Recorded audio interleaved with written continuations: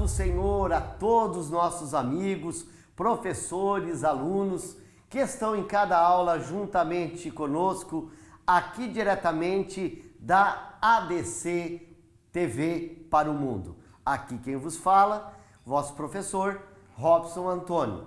E nesta feita nós estaremos aprendendo sobre o livro de Esther. Vale ressaltar que neste trimestre que estamos aprendendo sobre o Deus que governa o mundo e cuida da família.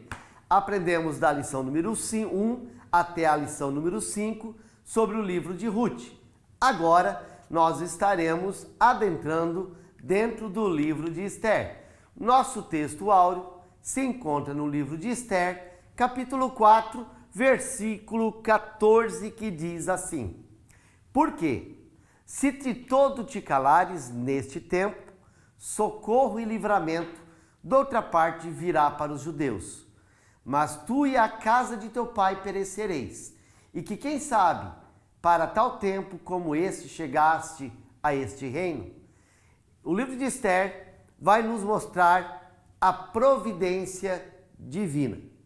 E nesse texto, Mordecai está falando para Esther do grande perigo que o povo dela, o povo judeu, estará passando.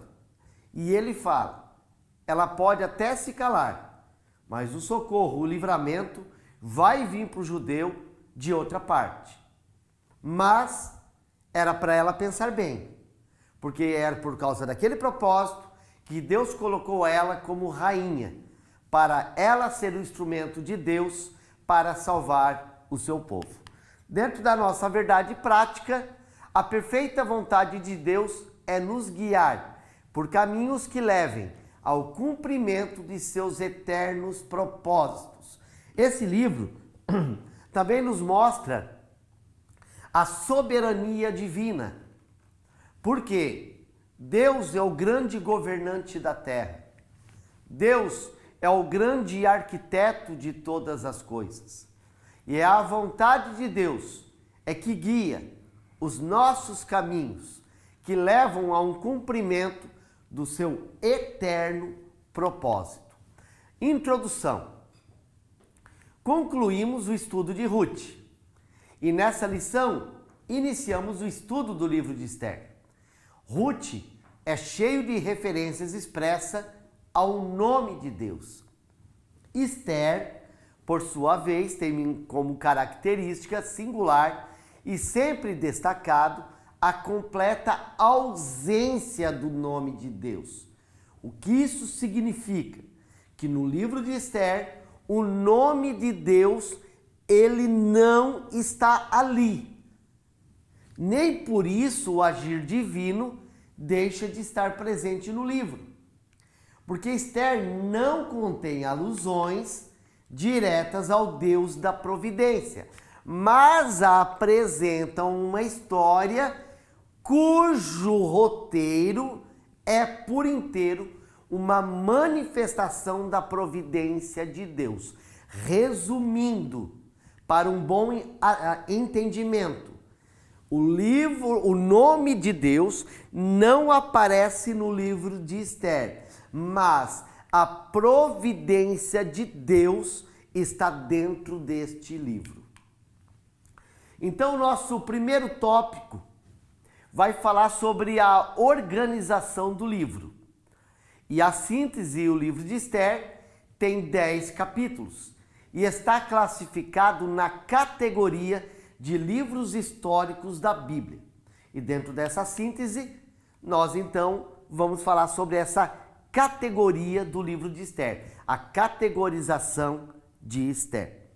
Então, este livro, ele está dentro da ordem dos escritos. Os 11 livros que compõem essa terceira seção do livro da Bíblia hebraica, nessa seção, que Ruth também está, é chamada de Megilot. Megilot são os 5 livros curtos, livros anualmente das festas judaicas. Quais são elas? É o livro de Esther, livro de Cantares de Salomão, é o livro de Eclesiastes, Lamentações de Jeremias e o livro que já foi estudado, que é o livro de Ruth. Esses 5 livros são os 5 livros anexados às festas judaicas. O livro de Ruth e Esther também são semelhantes na Bíblia cristã, no qual elas estão dentro dos livros históricos. É um livro reconhecido a sua canonicidade e compõe a revelação divina escrita, completa e perfeita. Lembrando, ainda que há alguns críticos que criticam a canonicidade do livro de Esther por não conter o nome de Deus no livro, mas o livro, historicamente falando, é a história da providência divina ao seu povo, o povo de Israel. Características literárias. O livro de Esther, conforme falamos na introdução, tem 10 capítulos. Ele faz, como livro histórico, referência ao rei persa Assuero. Essa palavra Assuero nós encontramos mais na Bíblia, a nossa Bíblia cristã, a Bíblia hebraica, né? Dentro da Bíblia hebraica, nós vamos usar o termo Assuero. Mas afinal, da onde vem essa palavra Assuero? Porque quando, por exemplo, você faz pesquisas em sites, vai aparecer outros nomes dos monarcas lá da Medo-Persa, né? A palavra Assuero, ela vem do hebraico, né? Tem como referência tanto a sua lição de mestre, como também você pesquisar, né, sobre um grande especialista em hebraico, Strong, ele vai usar a palavra Achashverosh. Achashverosh. Achashverosh é que faz a transliteração para a nossa língua para Assuero. O rei Assuero foi o grande Xerxes I. Xerxes I, que esta palavra, né, para a língua deles era o governantes de heróis. Né? Nós vamos, conforme adentrando nas lições, né, sobre o livro de Esther, nós vamos falarmos algumas particularidades mais aprofundadas sobre este monarca. Tá? A autoria e data deste livro. O autor de Esther, ele é desconhecido. Conforme a sua lição, ele foi alguém que vivia em Suzã. Por que se diz isso? Porque a maneira como ele escreveu e as particularidades que ele passa da capital do reino mostra que ele estava lá. Documentos do Império Persa, a maneira que Assuero perde o seu sono, pede para ler as crônicas, né, para ele. Então essas particularidades era de alguém que estava na capital. Evidências internas acredita que a data desse livro seja do século V antes de Cristo, por volta mais ou menos em 460 anos antes de Cristo. Lembrando que este livro é um livro histórico. O que isto significa? Isto significa que a arqueologia, ela ajuda a veracidade deste livro. É um livro que não dá para ser questionado pelas fontes históricas. É como se a gente fosse falar de Jesus, o homem terreno Jesus, ele pode ser provado pelos escritos de Lucas, porque a arqueologia, a historicidade se comprovam. Então o livro de Esther está dentro desse mesmo fator. outra coisa é a ordem linguística do livro. O autor empregou, ainda que ele escreveu no hebraico, ali dentro tem palavras, também palavras persas. Outra coisa, ele não faz menção de palavras gregas. Isto significa que foi antes da ascensão de Alexandre o Grande. Então, essa história aconteceu realmente no período do poderio dos medo-persas. Lembrando que a ascensão dos gregos só aconteceria em 330 a.C., ou seja, 130 anos, né, após a história do rei Assuero. E o segundo tópico, nós temos o contexto histórico, a síntese. Os fatos registrados no livro de Esther se passam na capital do Império Persa, Suzã, entre o primeiro e o segundo retorno dos judeus para Jerusalém. Então vamos entender primeiro alguns contextos históricos, que é o povo hebreu no exílio. Então vamos voltarmos para Israel. Dentro de Israel, nós sabemos que com Roboão se dividiu o reino. Roboão ficou reinando sobre a tribo de Judá e a tribo de Benjamim. Já as outras 10 tribos ficaram sobre o reinado de Jeroboão. O pecado do lado norte começou a crescer a idolatria, principalmente por causa dos altos que Jeroboão criou, os deuses das 10 tribos do norte. Com isso, em 722 a.C., houve a queda do reino do norte, uma queda devastadora, onde as 10 tribos foram para o exílio. Lembrando que houve o sincretismo no reino do norte. Ou seja, os assírios pegavam o povo, botavam em outra terra e pegaram outros moradores e botaram nesta terra. Então, nós vemos esta mistura. Só que começou a acontecer catástrofes, feras, e eles entenderam que era o Deus da terra, não aceitando esses novos costumes do Reino Norte. O que acontece? Os assírios colocam alguns judeus de volta para ensinar a adoração a esse Deus da terra.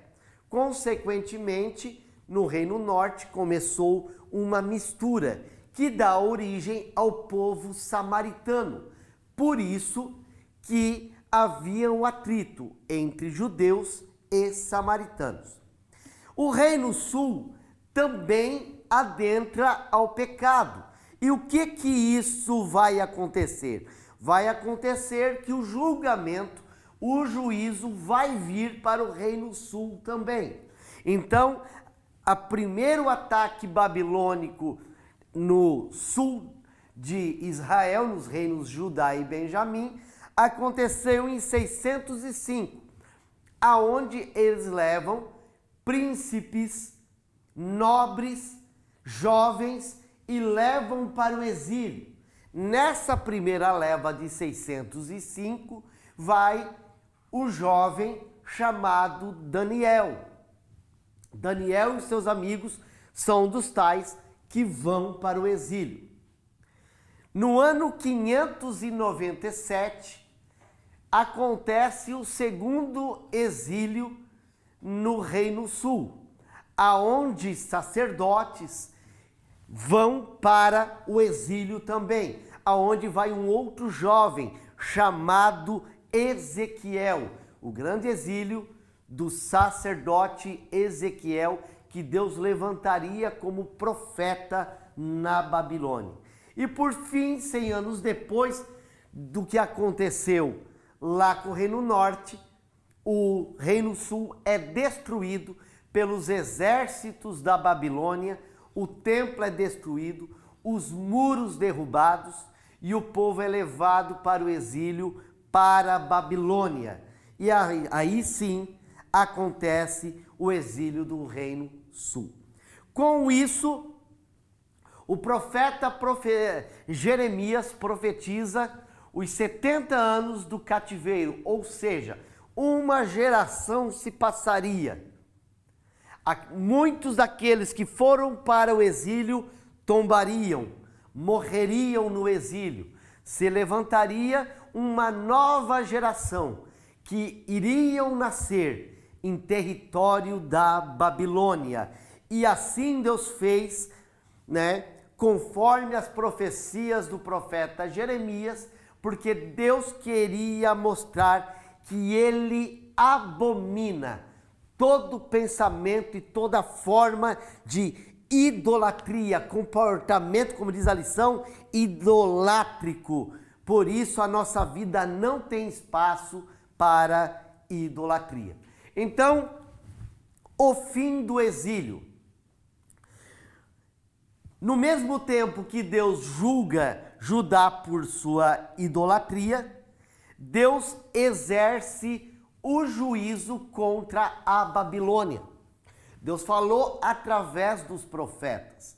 Deus pega o povo mais injusto para julgar o seu povo, mas Deus não vai também retirar o juízo deste povo. E assim Deus vai julgar o povo babilônico. E para julgar a nação babilônica, Deus levanta um rei, Ciro, dos Medo-Persas, da união da Média e da Pérsia, e eles conquistam a Babilônia pelo Ciro o Grande. Ciro o Grande, ele é o instrumento de Deus que daria o fim do exílio, dando a liberdade para o povo de Israel voltar para a sua terra. Daniel muito orou por isso, muito se humilhou por isso, jejuou por isso, para ver o seu povo voltar para a sua terra. Mas, como se aconteceu o pós-exílio? Registros ocorridos na capital do Império Persa, entre o primeiro e o segundo retorno de judeus a Jerusalém, estima-se que vivia na Babilônia mais ou menos 1 milhão de judeus ali. Só que voltou para Jerusalém apenas 50 mil. E a pergunta que muitos alunos podem fazer para você, querido professor: por que não voltou todos? Lembram-se que eu falei, a maioria desse 1 milhão nasceu em terras babilônicas. O povo judeu, ele estava bem instalado na Babilônia, espalhado nos Medo-Persas. Eles voltando para Jerusalém, o que eles encontrariam lá? Terra de muitas feras, muros caídos, casas destruídas, templo destruído. Ou seja, muitos não quiseram sair do seu conforto, dos seus negócios, da sua estabilidade, para ir para uma terra devastada. Então, muitos preferiram ficar como? Preferiram ficar assentados lá no exílio, dentro da sua prosperidade e dentro desse conforto. Então, esse segundo tópico, ele mostra-nos o contexto histórico para entendermos o livro de Esther. Então, o terceiro tópico, ele vai falar sobre o propósito e a mensagem.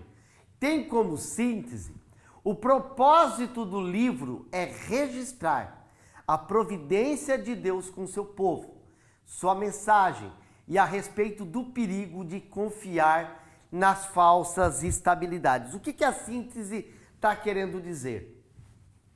que às vezes nós nos colocamos na zona de conforto. Nós não queremos sair do nosso cafofo. Nós não queremos sair da nossa estabilidade, mas o livro vai mostrar que nós estamos numa falsa estabilidade. Basta aparecer o problema para mudar o contexto da história. E é por isso que vamos falar agora sobre a providência divina. O principal propósito do livro de Esther é registrar a providência de Deus com o seu povo. Deus tem compromisso com o seu povo e Deus cuida do seu povo. Lembram-se, às vezes existem falsas teologias por aí. Vamos dar um exemplo. Posso citar, por exemplo, o calvinismo. O calvinismo, ele faz uma predestinação unitária da pessoa, sendo que Deus, ele cuida, o projeto dele é com a nação de Israel, como a providência de Deus é com a igreja. A igreja, ela é santa. Pode ser que eu venha a cair, pode ser eu estou predestinado ao céu enquanto eu for igreja. A partir do momento que eu não sou igreja, eu não estou predestinado. Porque algo que Deus me deu é a questão do meu livre-arbítrio. Muitos israelitas morreram pela espada da Babilônia, mas a proteção, o projeto estava com Israel, e esse Israel, ele está sendo cuidado por Deus, com o seu povo, a despeito de sua escolha e dentro do seu propósito. Mas esse é um assunto para uma próxima aula. Ao decidirem permanecer na Babilônia, sob os domínios do Império Persa, os judeus olharam para a estabilidade que imaginavam ter conquistado. Por isso que eu citei da falsa estabilidade. Eles achavam que tinham um poder econômico. Eles achavam que estavam bem naquela cultura, né? Tanto socialmente como religiosamente, mas eles estavam enganados. Por quê? Porque o retorno de Jerusalém iria exigir para eles renúncia, e o que eles não queriam era renunciar, e sim continuar vivendo, né, a prosperidade que eles estavam recebendo naquele tempo oportuno. Então, mostra o segundo subtópico do terceiro tópico, uma falsa estabilidade.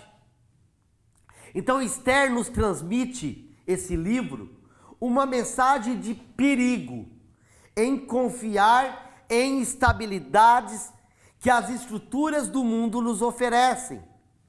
Pode parecer vantajosas, mas nem sempre é real. A igreja, em nenhuma parte do mundo, ela pode ficar na zona de conforto. A igreja, em nenhuma parte do mundo, pode cruzar os braços e parar com a sua obra missionária. Porque os governos são transitórios. Os governos, eles mudam de direita para esquerda, para centro, para todas as direções. É só Deus que sustenta a igreja na terra. Então nós devemos estarmos sempre focados no poder da palavra de Deus e confiando que só Ele, o nosso Salvador, o nosso Redentor, o guia da igreja, o cabeça da igreja Cristo, só Ele nos garante a vitória num mundo corrupto, num mundo de instabilidades. O Senhor é o nosso navio forte, a nossa bússola que nos direciona a cada dia. Continuando, e eles estavam firmados então nessa falsa segurança. E o povo de Judá dependia de uma intervenção divina para a sua sobrevivência.